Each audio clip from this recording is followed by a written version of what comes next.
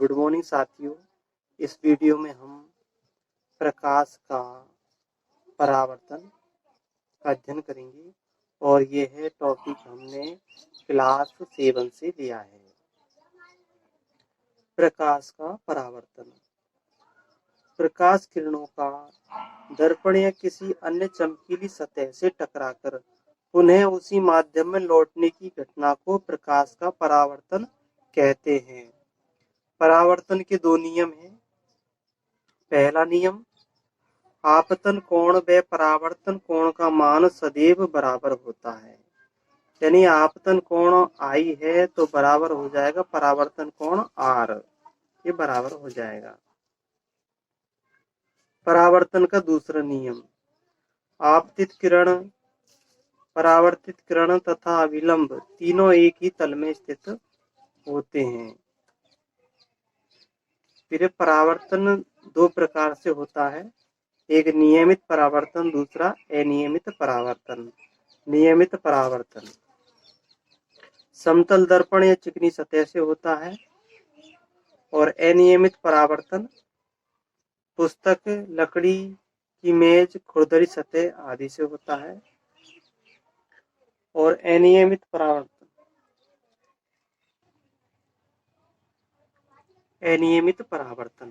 तो अनियमित परावर्तन के उदाहरण है छायादार पेड़ के नीचे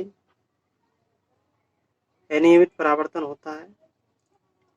छायादार पेड़ के नीचे जो छाया बनती है वो अनियमित परावर्तन का कुछ हिस्सा होती है। तो कमरे के अंदर तक प्रकाश का जाना अनियमित परावर्तन का ही एक उदाहरण है, क्योंकि अनियमित परावर्तन में जो परावर्तित किरण होती है वो समांतर नहीं होती, और जबकि जो नियमित परावर्तन होता है उसमें परावर्तित किरण समांतर होती है। अच्छे परावर्तक अधिकतम प्रकाश का परावर्तन कर देते हैं। उदाहरण के लिए चिकनी सतह या अच्छी पॉलिश की हुई सतह और समतल दर्पण। आंशिक परावर्तक कुछ भाग का परावर्तन करते हैं। आंशिक पॉलिश की हुई सतह वाला दर्पण ये आंशिक परावर्तन करता है। अब हम देखते हैं अगला बिंदु है हमारा समतल दर्पण में या फिर दर्पण में प्रतिबिंब। तो दर्पण में प्रतिबिंब कैसे होते हैं? हमारे पास दो प्रकार के दर्पण हो जाएंगे, एक समतल दर्पण और दूसरा गोलीय दर्पण। तो हम समतल दर्पण में प्रतिबिंब देखते हैं। तो समतल दर्पण में प्रतिबिंब सदैव सीधे बनेंगे और सदैव आभासी बनेंगे और वस्तु के आकार के बराबर बनेंगे और दर्पण के पीछे उतनी ही दूरी पर बनते हैं जितनी दूरी पर वस्तु दर्पण से है, तथा पार्श्व परिवर्तन लिए होते हैं। दायां भाग बाईं ओर और बायां भाग दाईं ओर स्थित होता है। आभासी प्रतिबिंब उनको कहते हैं जिन प्रतिबिंबों को पर्दे पर प्राप्त नहीं किया जा सकता उनको आभासी प्रतिबिंब कहते हैं, और जिन प्रतिबिंबों को पर्दे पर प्राप्त किया जा सकता है उनको हम वास्तविक प्रतिबिंब कहते हैं। दो समतल दर्पणों के बीच रखी वस्तु के प्रतिबिंबों की संख्या ज्ञात करने का सूत्र है n बराबर 360 बटे दर्पणों के मध्य का कोण -1। कोष्टक बंद -1 है। 360 बटे दर्पणों के मध्य का कोण कोष्टक बंद -1। तो यहाँ दर्पणों के मध्य के कोण का भाग हम 360 में उतनी बार देंगे जितनी बार जा सके, यानी कि ज्यादा बार नहीं देना, दशमलव में नहीं देना। अगर हम दशमलव में दे देते हैं तो जो मान आता है उसमें से एक कम करना पड़ता है, और पूरी बार भाग जाता है तो उसमें से एक कम करने की आवश्यकता नहीं होती। और यदि दर्पणों के मध्य कोण 0 डिग्री हो तो प्रतिबिंबों की संख्या अनंत हो जाएगी। अब हम एक उदाहरण लेते हैं प्रतिबिंबों की संख्या का। जैसे 360 में हम 90 का भाग देंगे तो 9 चौको 36, तो 4 प्रतिबिंब बन जाएंगे। और यदि हम 360 में हम 50 का भाग देंगे तो 5 36, 5 7 35, यानी 7 ही प्रतिबिंब बनेंगे। और यदि हम ज्यादा बार दे देंगे तो 8 बार तो ज़्यादा हो जाएगा, तो ज़्यादा प्रतिबिंब नहीं बनेंगे, तो दशमलव से कम ही रखना है। और इसका सूत्र वही होगा 360/50, मतलब कि कोष्ठक बंद -1। अब गोलीय दर्पण में हम देखते हैं प्रतिबिंब। तो ऐसा दर्पण जिसका परावर्तक पृष्ठ गोलीय हो उसको हम गोलीय दर्पण कहेंगे। गोलीय दर्पण भी 2 प्रकार के होते हैं, उत्तल दर्पण व अवतल दर्पण। गोलीय दर्पण के परावर्तक पृष्ठ को उस गोले का भाग मान सकते हैं। गोले का केंद्र गोलीय दर्पण का वक्र केंद्र होगा, यानी गोले का जो केंद्र है वो गोलीय दर्पण का वक्र केंद्र होता है। इसको C से प्रदर्शित करते हैं। अवतल दर्पण को हम अभिसारी दर्पण भी कहते हैं, व उत्तल दर्पण को हम अपसारी दर्पण भी कहते हैं। अब प्रतिबिंब किस तरह से बनते हैं गोलीय दर्पण को देखते हैं हम। तो सबसे पहले देखते हैं हम अवतल दर्पण में। तो अवतल दर्पण में प्रतिबिंब उल्टे हुए वास्तविक बनते हैं, यानी कि पर्दे पर नहीं बनते, यानी पर्दे पर बनते हैं। तो प्रतिबिंब कैसे बनेंगे, उल्टे बनेंगे और वास्तविक बनेंगे। वास्तविक इसलिए बनेंगे क्योंकि वही किरणें बनाती है प्रतिबिंब जो किरणें आती है। अनंत पर प्रतिबिंब हो तो प्रतिबिंब सदैव छोटा फोकस पर बनेगा। वक्रता केंद्र पर वस्तु हो तो प्रतिबिंब भी वक्रता केंद्र पर ही बनेगा। बिंब का आकार वस्तु के आकार के बराबर ही होगा। ऐसी स्थिति में फोकस पर बिंब हो तो अनंत पर प्रतिबिंब बनेगा और सबसे बड़ा बनेगा। और यदि फोकस और ध्रुव के मध्य में वस्तु रखी हो तो प्रतिबिंब सीधा बनेगा व आभासी बनेगा, क्योंकि दर्पण के पीछे बनेगा और वस्तु से बड़ा बनेगा। अब हम देखते हैं प्रतिबिंब उत्तल दर्पण में। तो उत्तल दर्पण में प्रतिबिंब सदैव वस्तु से छोटे बनेंगे, ध्रुव व फोकस के मध्य बनते हैं, आभासी बनते हैं और सीधे बनते हैं।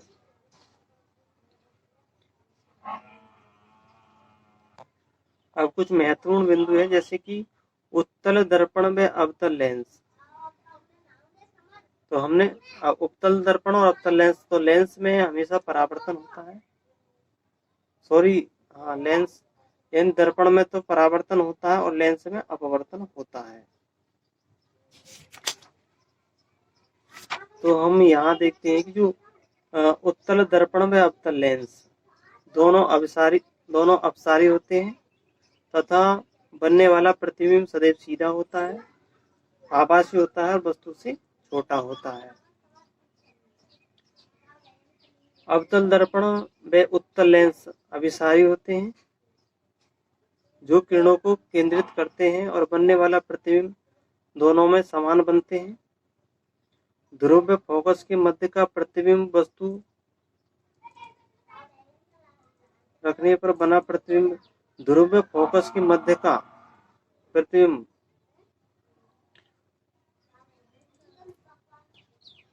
अब हम बात कर रहे हैं अवतल दर्पण में उत्तल लेंस की। तो ध्रुव व फोकस के मध्य वस्तु रखने पर वस्तु का प्रतिबिंब आभासी बनेगा, सीधा बनेगा और वस्तु से बड़ा बनेगा। बाकी के जो प्रतिबिंब होते हैं वो उल्टे हुए वास्तविक बनेंगे। अनंत पर वस्तु रखी हुई है तो प्रतिबिंब फोकस पर बनेगा और केंद्र पर वस्तु है तो प्रतिबिंब केंद्र पर ही बनेगा, और यदि फोकस पे है तो प्रतिबिंब अनंत पर बनेगा।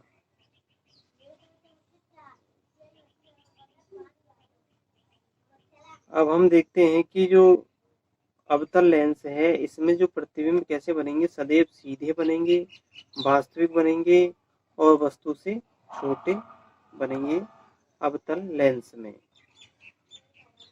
और फोकस दूरी बराबर होता है वक्रता त्रिज्या का आधा फोकस दूरी होता है, यानी कि r/2। अब लेंसों का उपयोग।